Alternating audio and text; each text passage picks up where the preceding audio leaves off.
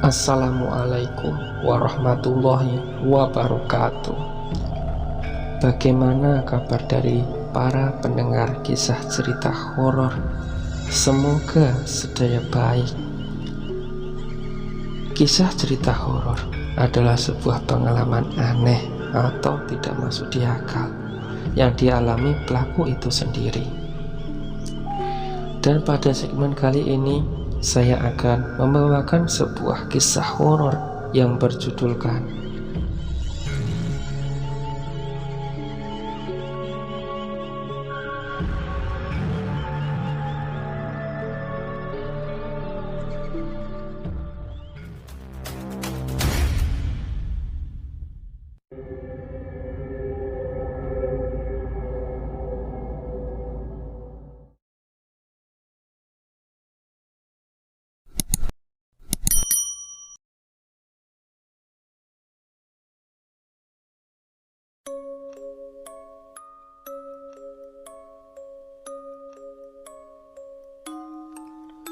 Dengan membawa handuk dan sebuah gayung berisi sabun serta perangkat mandi lainnya, Niko berjalan keluar menuju WC untuk mandi pagi itu.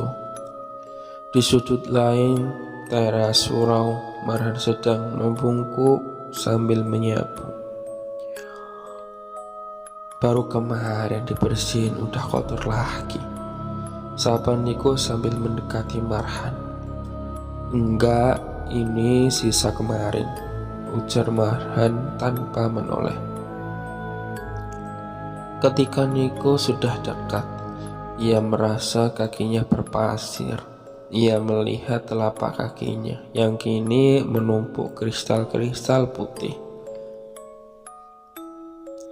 Apa nih? Air ruqyah kita kemarin, garamnya balik lagi gara-gara airnya nguap, ujar Marhan sambil terus menyapu. Sudah ada setumpuk garam yang terkumpul di serokan yang ia pegang dengan tangan kirinya. Memang harus disapu cara bersihinnya. Kalau disiram-siram air doang nggak bisa ini. Nanti balik lagi, berpasir garam lagi. Pada asin-asin kaki kita, canda Marhan. Namun Niko di belakangnya tidak tertawa. Ia memegang kristal-kristal garam putih itu dengan jarinya. Sebuah pintasan ingatan lewat di kepalanya, sesuatu yang familiar baginya. Namun ia belum ingat kapan ia merasakan sensasi yang sama. Ini gak apa-apa kalau dibuang, tanya Niko. Gak apa-apa, kan intinya doa sama kitanya pas lebaran ini. Gak pakai garam juga gak apa-apa kok sebenarnya, seingat saya. Kalau pakai kembang, nah baru tuh, jawab Marhan masih meneruskan kegiatannya. Rup, ada gak orang yang pakai air garam buat ngecelakain orang, tanya Niko. Marhan berbalik melihat ke arah Niko. Nggak pernah dengar. Biasanya kalau untuk keburukan orang-orang pada pakai bunga, dupa, atau ada juga yang pakai tanah kuburan. Itu buat manggil malah katanya, jelas Marhan. Kenapa? Lanjutkan. Enggak, saya nanya aja, jawab Niko. Ya udah, mandi sana, nanti gantian. Kamu bersihin dalam juga ya, di tempat-tempat yang kamu siram kemarin, pinta Marhan. Ya, Niko berlalu dan masuk ke WC untuk mandi di dalamnya. Setelah Niko selesai, giliran Marhan yang mandi pagi itu. Sementara Niko melanjutkan bersih-bersih dari tumpukan garam yang mengkristal di tembok dan lantai surau. Saat sedang bersih-bersih itu, dari arah belakangnya terdengar suara lembut perempuan yang mengucapkan salam. Niko sempat tersentak kaget sebelum berbalik dan menjawab salam itu. Waalaikumsalam.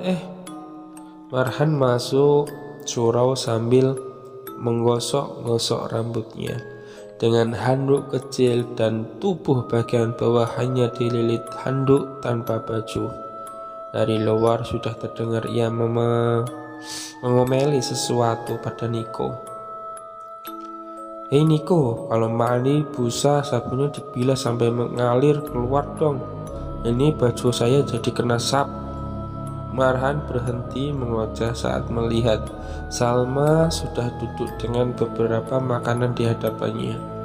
Begitu juga Niko yang duduk di sampingnya dengan mulut mengunyah nasi. Pandangan keduanya bertemu. Mata Salma secara refleks melihat ke arah tubuh Marhan yang selama ini selalu dibuat baju lengan panjang itu. Dibalut baju lengan panjang itu. Hanya sepersekian detik memang, namun itu sudah cukup membuat pipinya memerah karena malu. "Salma, maaf." Marhan kalang kabut masuk ke dalam kamar dan segera menutup pintu untuk berganti baju. Sama seperti Salma, wajah Marhan sama merahnya. Kesegaran air dingin untuk mandi tadi seakan hilang. Keringat mengucur di tubuhnya karena malu. "Sial," ucapnya berulang-ulang. Di luar, Niko kesulitan menyelesaikan kunyahannya. Makanannya karena adegan yang baru saja ia lihat, sedangkan Salma masih duduk kaku tanpa berkata apapun di sana. Setelah berganti baju, Marhan keluar dengan wajah dibuat sedatar mungkin. Ia coba untuk tidak membahas hal tadi lagi dan membiarkan itu sebagai insiden semata.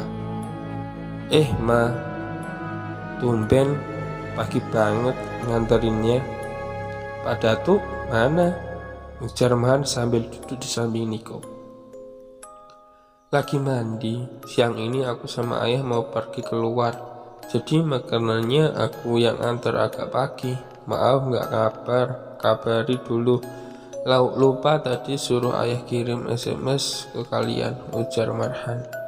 Salma memang memiliki handphone sendiri, namun nomornya itu tidak ia bagikan ke Marhan maupun Niko. Semua komunikasi hanya dilakukan melalui Datuk Kayu, dan itu pun hanya seputar kebutuhan surau. "Mau kemana?" tanya Niko sambil 3 potong tempe goreng dan mencocolnya ke sambal goreng bawang buatan Salma.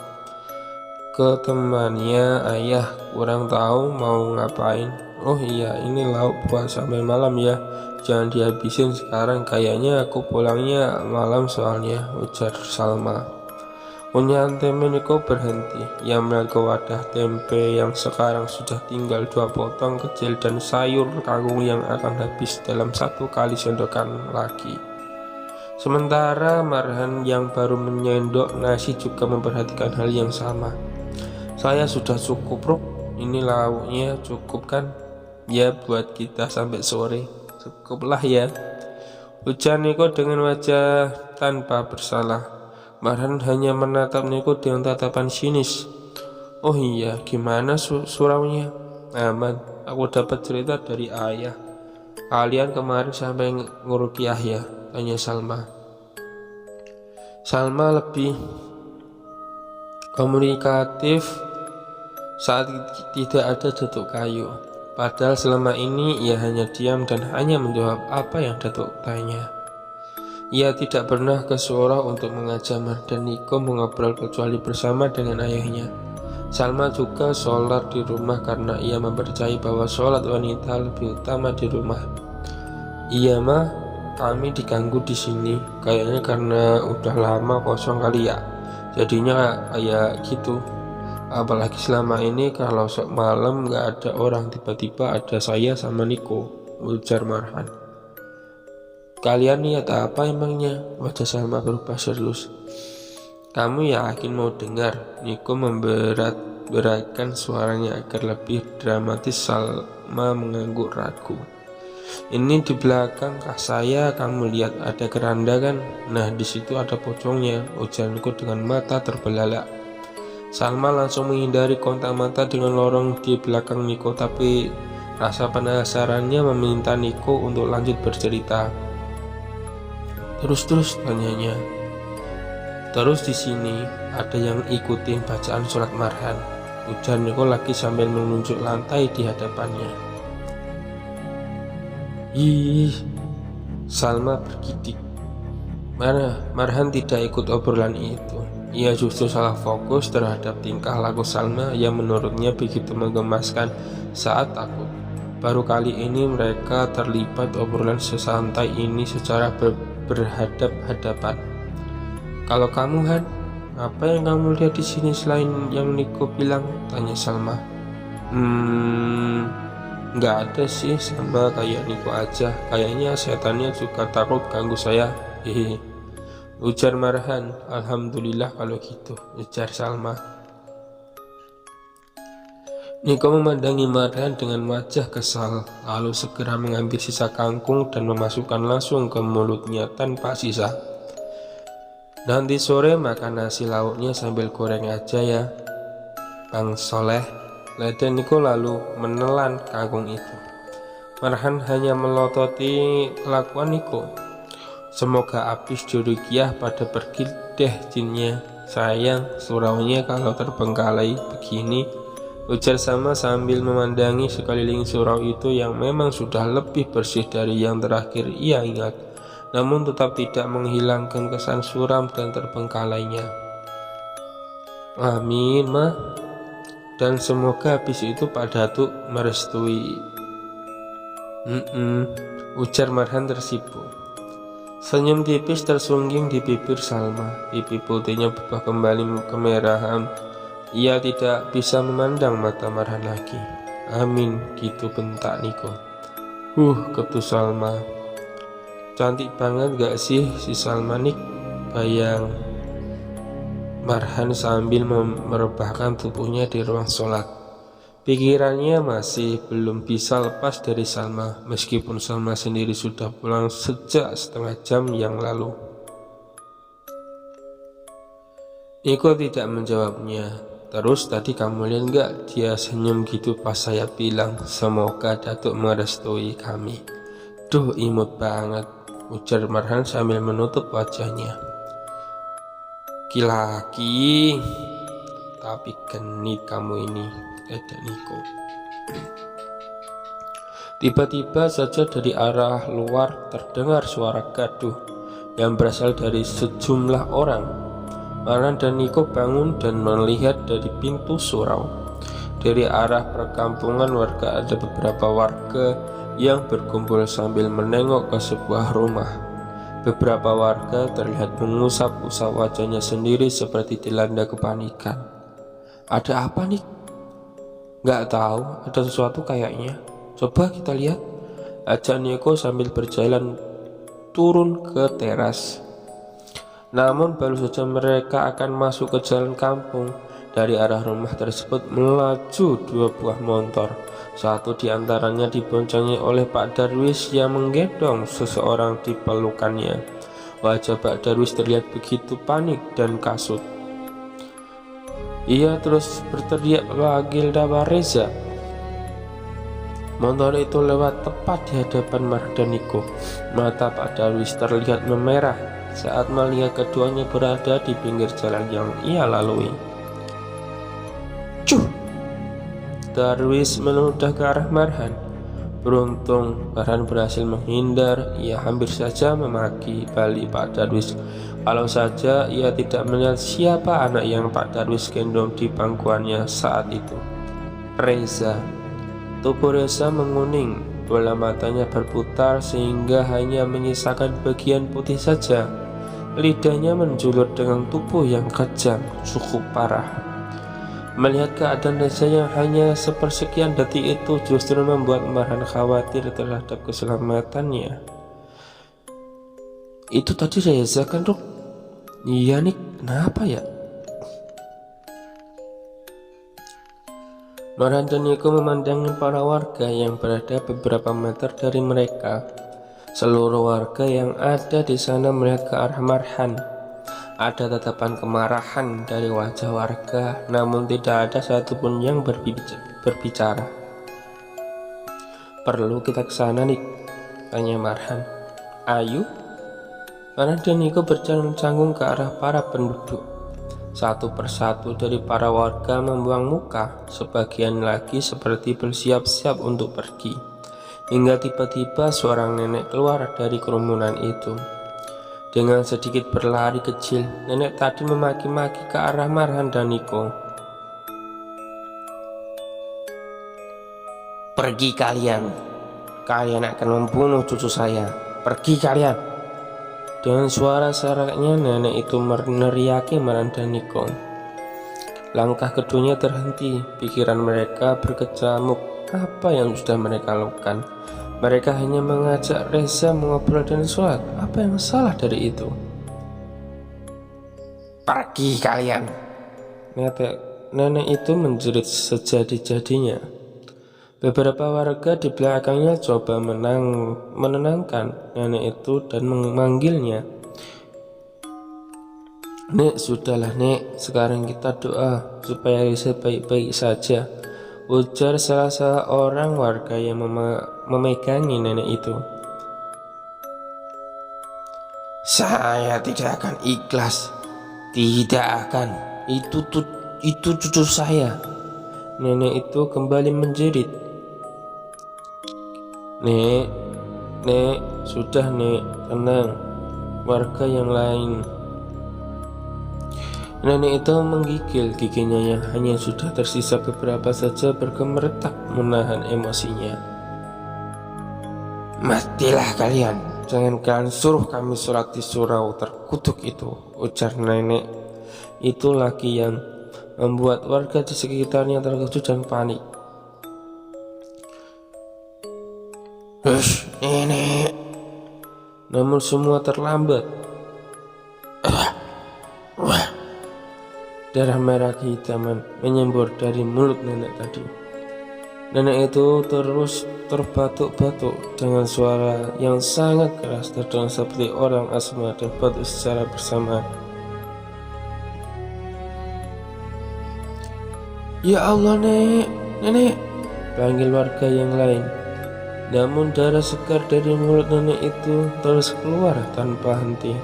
Seorang pemuda maju untuk menahan dagu nenek agar tidak terus terbuka.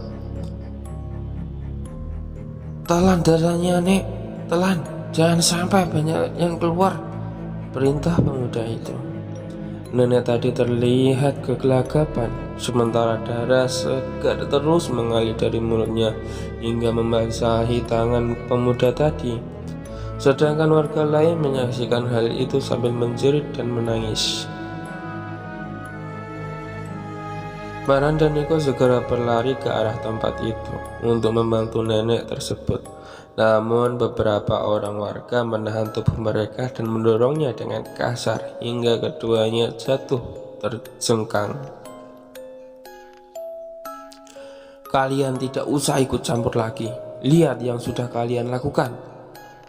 Ikuti perintah nenek itu dan pergi dari kampung ini sekarang kalau kalian memang peduli dengan kami," bentak orang itu.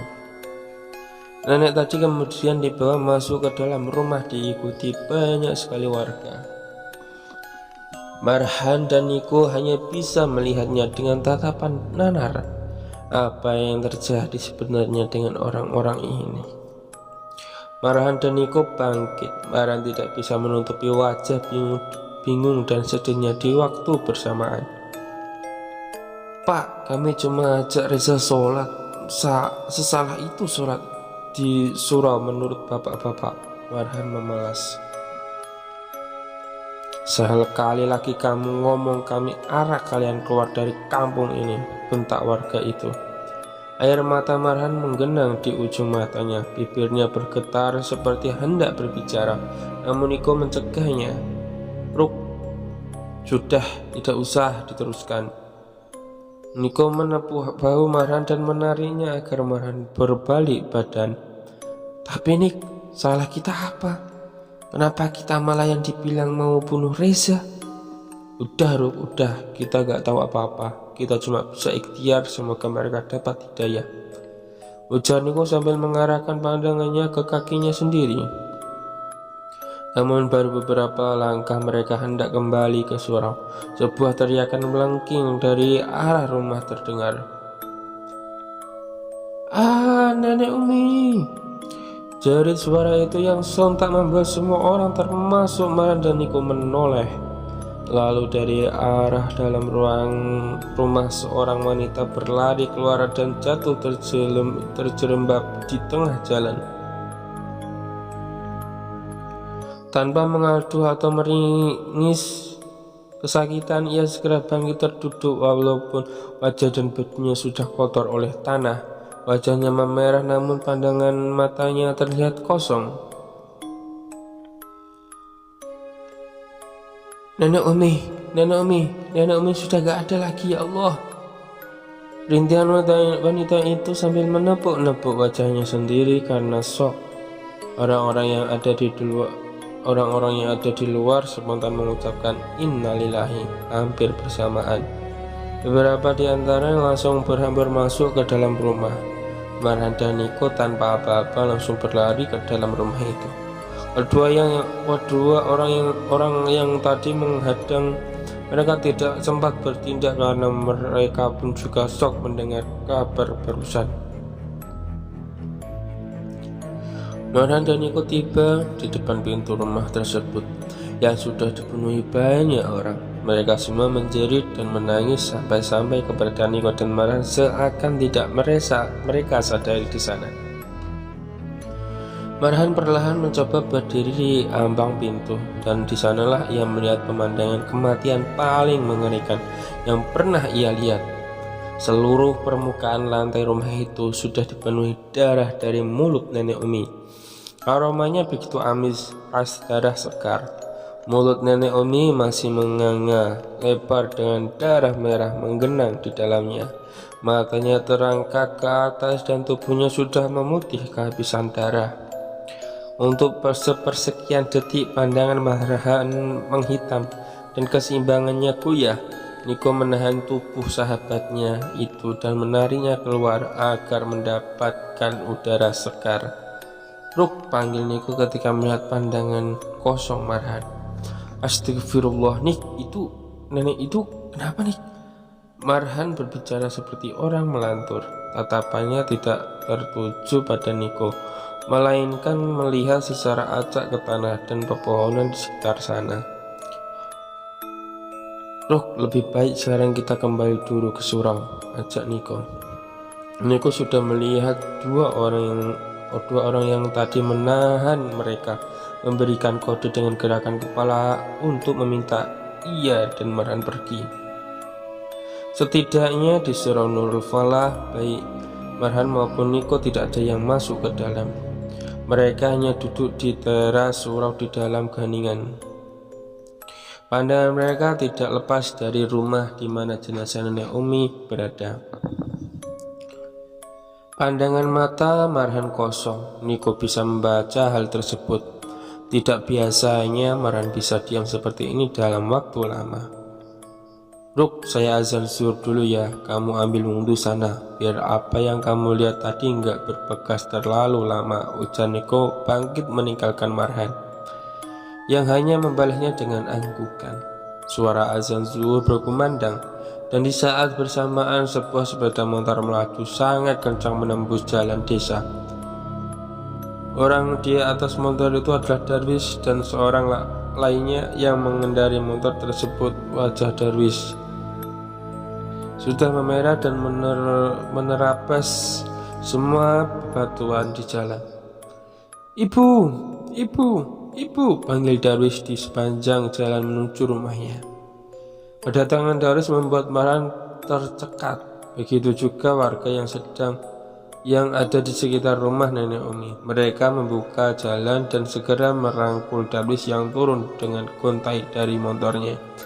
Tanpa mendengar suaranya pun Marhan tahu orang-orang yang berkumpul di sekeliling Darwis sedang memberikan semangat dan memintanya untuk bersabar. Namun Darwis melepaskan suara kular itu dan terus berjalan.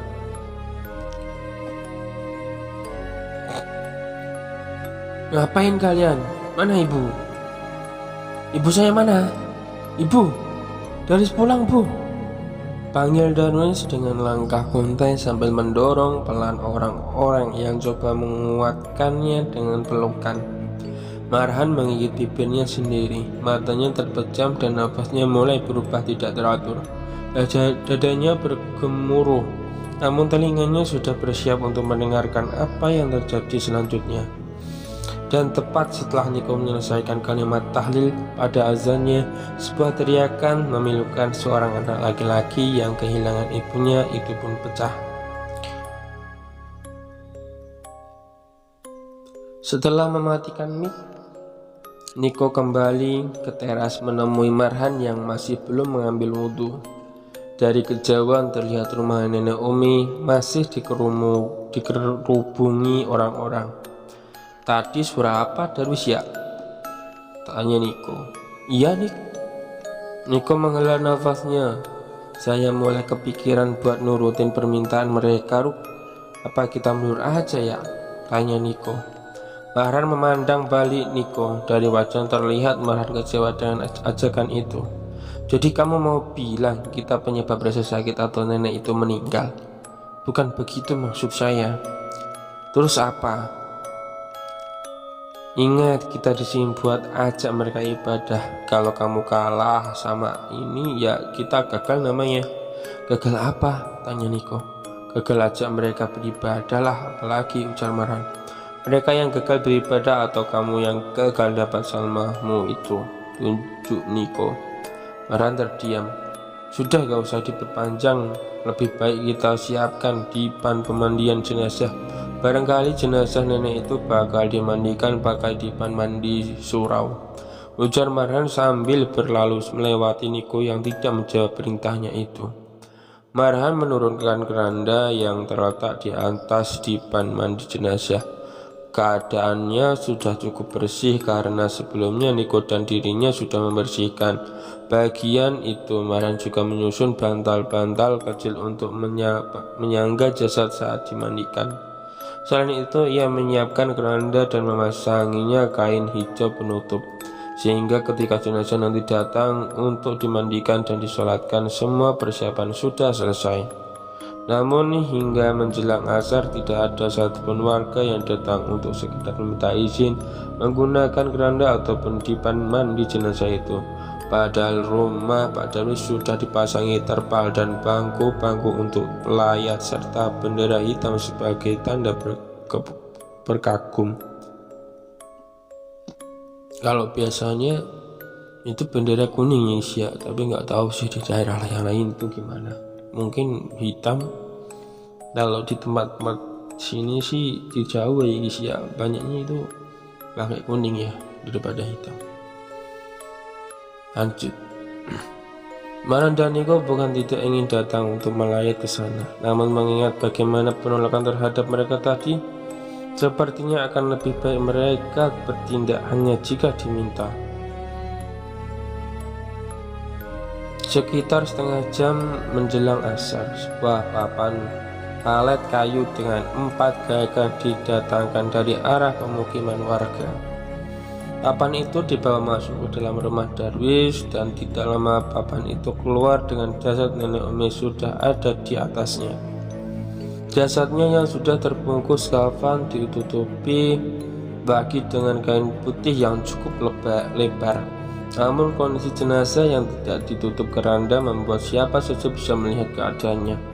Pada jasad itu terdapat bercak berwarna merah basah di bagian wajah yang ditutupi kain. "Pelan-pelan, jangan sampai kepalanya banyak bergerak," pesan salah satu orang yang memegang papan itu. Jasad itu lalu mengarah ke surau, diiringi lantunan tahlil oleh para pengiringnya. Marhan dan Niko bangkit untuk bersiap menerima semua penduduk. Walaupun tidak digunakan untuk sholat wajib, sepertinya surau ini masih tetap digunakan untuk sholat jenazah. Mereka membukakan pintu surau lebar-lebar dan berdiri di teras untuk menyambut jenazah serta para jamaah. Sayang, harapan Marhan itu tidak menjadi kenyataan. Sesampainya di depan surau, rombongan jenazah itu terus berjalan melewati surau menuju arah sawah. Marhan dan Niko hanya melihat saja saat rombongan itu melewati mereka. Mereka juga segan untuk bertanya. Marhan akhirnya tidak tahan dan turun dari teras. Ia ingin mengiringi jenazah itu hingga yang lahat mendoakannya. Namun seorang warga memberi isyarat kepalan tangan pada saat Marhan coba mendekat. "Kamu tidak usah ikut campur," ujar pria itu yang seketika membuat Marhan berhenti. Di barisan paling belakang Darwis dipapah oleh dua orang di kanan dan kirinya. Pandangannya kosong namun terlihat dendam yang amat keras tatapannya itu. Urat-urat kepalanya menonjol, wajah dan matanya sembab, namun ia sudah tidak meracau terlalu banyak. Setelah beberapa saat, rombongan iring-iringan jenazah itu kembali ke rumah masing-masing, sedangkan Darwis kembali diboncengi motor keluar dari desa. Meninggalkan Marhan dan Niko yang menyimpan rasa bersalah, walaupun mereka tidak tahu kesalahan apa yang sudah mereka perbuat. Marhan menghela nafasnya. Ia sudah seminggu lebih di kampung ini, namun semua terasa seperti jalan di tempat. Jangankan mengajak orang desa ini ke surau, sekedar untuk bergabung duduk dengan mereka saja ia masih belum bisa. Ada pembatas yang seakan memisahkan ia dan para warga, dan itu bukan persoalan kendala bahasa. Marhan kembali mengingat betapa yakinnya ia saat pertama kali datang ke desa ini dan menerima tugas dari Pak Datuk sebagai syarat meminang Salma. Namun entah kenapa kepercayaan diri itu kini perlahan menghilang. Ia mulai merasakan keraguan bahwa ia akan berhasil. Masih pada hari yang sama meninggalnya nenek Umi. Setelah sholat isya, pintu surau diketok oleh seseorang. Marhan dan Niko yang saat itu di dalam kamar bergegas keluar dan membukakan pintu itu.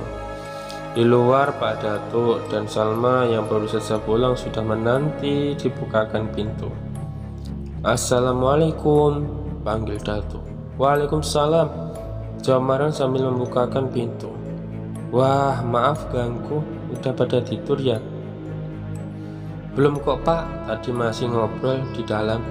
Datuk dan Salma masuk ke dalam surau sambil menyerahkan sebungkus makanan pada Marhan. "Oleh-oleh," ujar Datuk sambil menyerahkan plastik hitam itu yang diterima Marhan. "Itu tadi Bapak lihat ada bendera hitam." "Siapa yang meninggal?" "Nenek-nenek yang waktu itu gendong Reza Pak, ibunya Pak Darwis," jawab Marhan. "Innalillahi wa inna ilaihi rajiun." "Umi ya? Memang orangnya sudah tua itu," jawab Datuk. Marhan mengangguk, namun Niko sudah memasang ancang-ancang berbicara. "Tapi Pak, sebelum meninggal nenek itu memaki-maki kami sama seperti waktu kemarin Pak Darwis lakukan. Lalu tiba-tiba beliau muntah darah dan meninggal," jelas Niko. "Itu ujiannya memang nak Niko. Kita tahu bagaimana kolotnya orang tua, apalagi yang sudah sepuh begitu. Kebetulan saja ajalnya bertepatan setelah memaki kalian. Tapi Bapak ingatkan kalian harus sabar dan maafkan nenek itu dan juga Pak Darwis bagaimanapun perbuatan mereka pada kalian," ujar Datuk.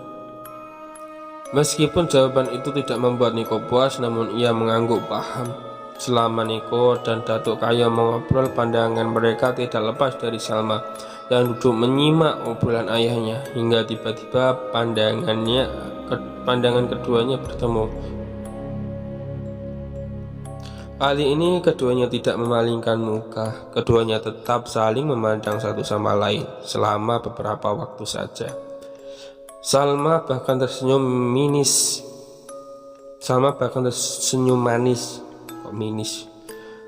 ke arah Marhan yang membuat pemuda itu semakin salah tingkah. Hingga akhirnya sebuah pertanyaan Niko membuat Marhan tersentak. "Menurut Datuk, apa kami mundur saja?" Datuk Kayo nampak terkejut, begitu juga Marhan. "Loh, kenapa nih?" ujar Marhan. "Niko memang sudah mengatakan hal yang sama tadi. Tapi Marhan tidak menyangka ia akan mengatakan itu lagi di hadapan Datuk. Niko memandangi wajah Marhan sesaat lalu kembali berbicara pada Datuk Kayu. Sejak awal kami di sini, kami benar-benar belum ada perkembangan apapun. Malah sebaliknya, kami dapat penolakan dari warga, Pak. Penolakannya bukan mereka tidak mau ikut sholat saja, tapi sampai mengusir kami, bahkan menyebut kami pembunuh. Aduh Niko.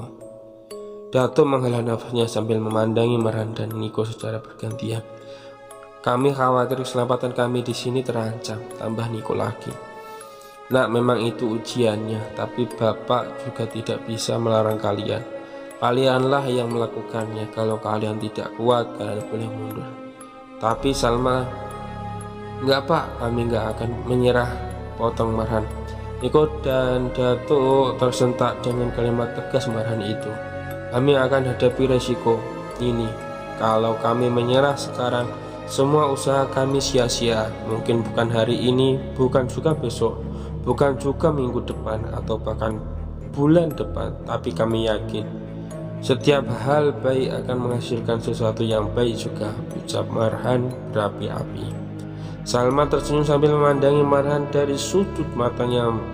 Marhan bisa melihat itu meski pandangannya sedang tertuju pada Datuk dan Niko.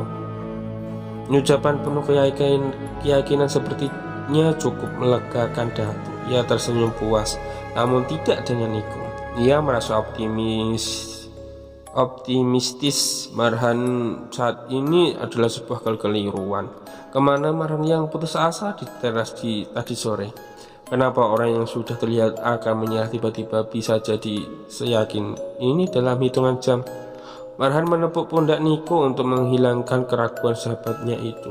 Ayo Nik, bisa, demi surau ini, demi warga semuanya. Kita coba sedikit lagi, ujar Marhan. Niko tidak punya pilihan jawaban selain hanya mengangguk. Kira-kira setengah jam kemudian Datuk izin pamit pulang. Marhan dan Niko bangkit dari duduk untuk mengantarkan beliau hingga teras.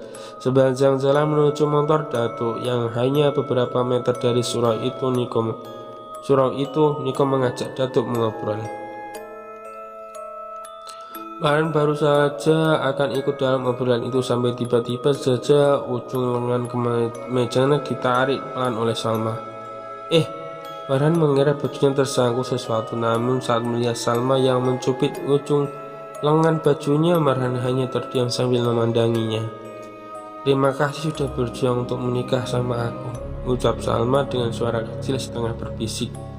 Jari-jari Marhan bergetar karena canggung. Perasaan yang sulit dijelaskan menyeruak di dalam dadanya. Namun ia tidak tahu harus menjawab apa selain sebuah kalimat refleks yang terlontar begitu saja dari mulutnya. Sama-sama, doakan kita memang ditakdirkan akan bersama ya. Malam hari selalu menjadi waktu yang menegangkan bagi Marhan dan Niko.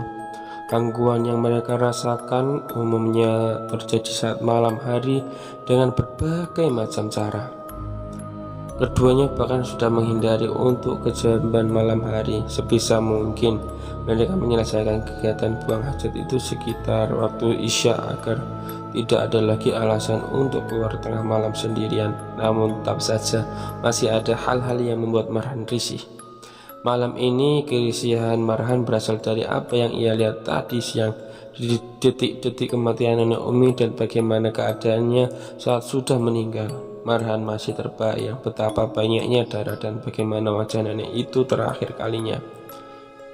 Nik, kamu masih bakal temenin saya di sini kan? Kenapa? Enggak, saya khawatir kamu bakal nyaruh duluan. Enggak, saya khawatir kamu bakal nyerah duluan. Aku nggak berani kayaknya kalau harus sendiri. Ya udah kalau gitu besok saya tinggalin. Ya jangan gitu dong, kesimpulannya, putus Marhan. Kenapa kamu sampai ngomong gitu? Tanya Niko. Saya sadar kondisi saya sering labil. Di satu sisi kadang saya optimis dan berani, tapi saat apa yang saya pegang itu hilang, saya bisa nggak tahu arah dan bingung. Satu-satunya yang bisa bikin saya sedikit sadar ya kamu aja nih. Jawab Niko. Janji ya, gak akan biarin saya berjuang sendiri di sini. Kita harus berhasil sampai apa yang kita harapkan terwujud, ujar Marhan sambil melihat ke arah Niko. Ya. Niko membalikkan posisi tidurnya menghadap tembok. Makasih Nik. Niko sudah tidak menjawab. Benar-benar semudah itu Niko untuk tidur. Marhan yang sudah satu kamar dengan Niko selama 3 tahun sudah tahu hal ini. Niko sangat mudah tidur dan sangat sulit bangun. Ia bisa saja ketiduran tengah-tengah obrolan dan bisa juga baru bangun setelah air 1 gelas disiram ke wajahnya. Padahal seantir lain cukup dengan air 1 kali semprotan pelicin pakaian. Marhan mencoba untuk tidur. Ia membolak-balikkan tubuhnya mencari posisi paling nyaman untuk tidur. Kali ini ternyata berhasil. Ia perlahan terlelap. Ia sempat mendengar suara benturan dan sesuatu yang bergeser dari arah luar. Namun matanya sudah terlanjur berat untuk bangun. Ia baru terbangun pagi hari menjelang subuh karena sebuah aroma memuakkan yang memenuhi seisi surau. Niko seperti biasa masih belum bangun, tapi Marhan tidak ingin tergocek lagi. Ia memegang lengan Niko untuk memastikan Niko yang ada di sebelahnya adalah Niko yang asli. Aroma memuakkan itu tercium begitu anyar. Marhan sempat melihat ke karpet, lantai, dan sudut ruangan, namun tidak ada spot yang memberikan aroma lebih kencang dari yang lain. Aromanya merata di seluruh ruangan. Saat masih mencari sumber aroma itu, dari dalam kamar Niko keluar dengan menggaruk-garuk rusuknya. Matanya masih memerah dengan rambut yang kusut. Nyari apa? Tanya Niko. Kamu nyium bau aneh gak? Niko mendongakkan sedikit hidungnya dan mengendus hingga lubang hidungnya bergerak-gerak. Iya, bau apa ini? Nah, itu yang lagi saya cari, jawab Marhan. Niko ikut mengendus ke sudut-sudut ruangan, namun benar-benar aromanya merata. Udahlah, kayaknya dari luar ini kandang sapi atau apa kali. Yuklah subuhan dulu. Simpul Marhan sambil beranjak keluar hendak mengambil wudhu. Namun saat pintu dibuka, aroma busuk anyir itu bertambah berkali-kali lipat. Dan di waktu bersamaan Marhan dikejutkan dengan jajaran darah yang menggenang di teras. Seperti apakah kelanjutan dari cerita kisah horor pada segmen kali ini, dan tunggu kelanjutannya di segmen berikutnya. Sekian diri saya. Assalamualaikum warahmatullahi wabarakatuh.